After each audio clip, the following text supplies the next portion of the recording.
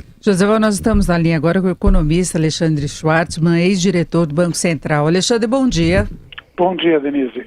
Bom, Alexandre, precisamos avaliar o que está acontecendo com o mercado brasileiro, né? Nós tivemos a semana passada uma turbulência total. Na sexta-feira, o dólar comercial aqui no Brasil chegou a ser negociado a R$ 3,45, no pior momento R$ 3,50, e encerrou em R$ 3,39, com interferência do Banco Central, que voltou a oferecer os swaps, uma venda futura da moeda, tentando dar liquidez, proteção para o mercado. Agora, no exterior, nós tivemos alguns mercados com um comportamento mais positivo, inclusive bolsas nos Estados Unidos. E a bolsa aqui no Brasil cai mais de 8% no mês, caiu 3,3% na sexta-feira. Você acha que o Brasil pode sofrer mais a influência de qualquer turbulência que haja no exterior, até em função das eleições de Trump?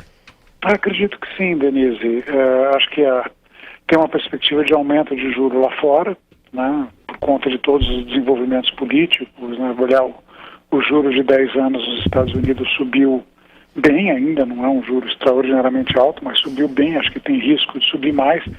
E aquele movimento que o Banco Central chamava de interregno benigno, né, de taxa de juros muito baixa, etc., ele está se mostrando mais curto do que se imaginava e menos benigno do que se imaginava. Então, acho que põe mais pressão para que o país faça a sua lição de casa o mais rápido possível, né?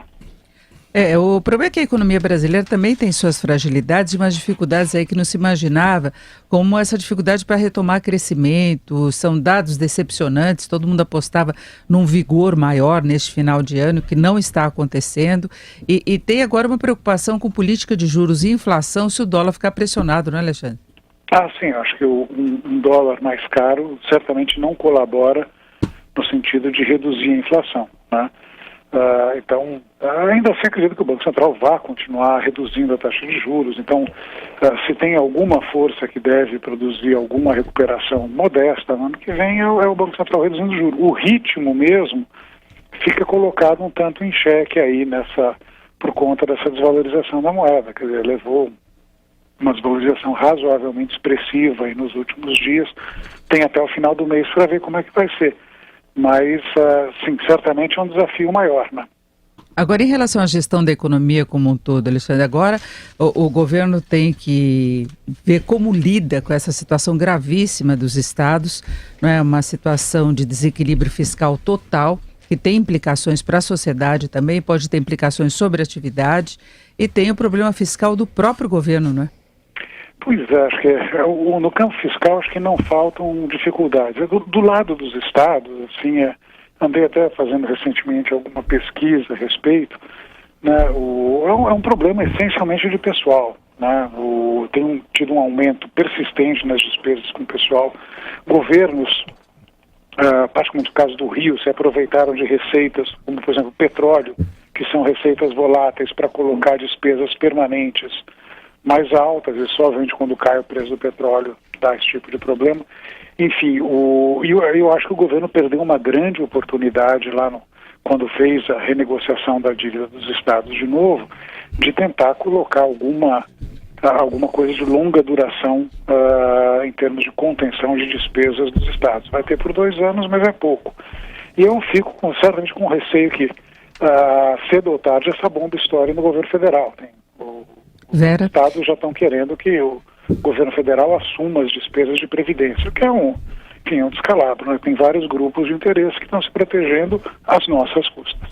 Bom dia, Alexandre e a Vera Magalhães. Em relação a esse problema dos estados para o ajuste fiscal, qual você acha que pode ser uma fórmula que faça o governo ajudar os estados, como está sinalizando que pretende nesse momento aí de crise mais aguda, sem comprometer o ajuste e sem comprometer também ainda mais a lei de responsabilidade fiscal, que já está bastante colocada em desuso aí? Bom dia, Vera. Eu acho que não tem uma solução para isso.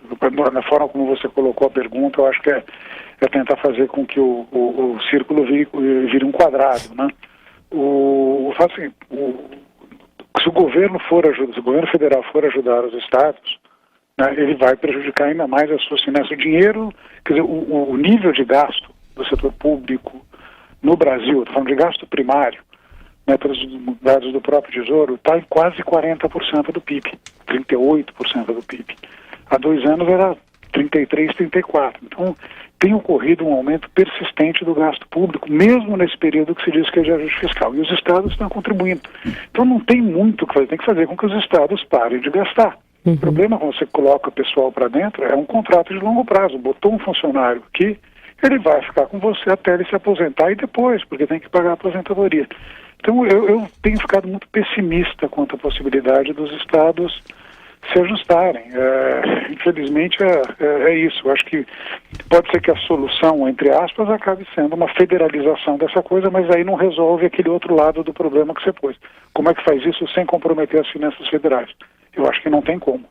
Obrigada. Tá certo, nós conversamos com Alexandre Schwartzman, diretor do Banco Central, economista. Alexandre, muito obrigada, uma boa segunda-feira para você. Boa segunda-feira, bom feriado a todos.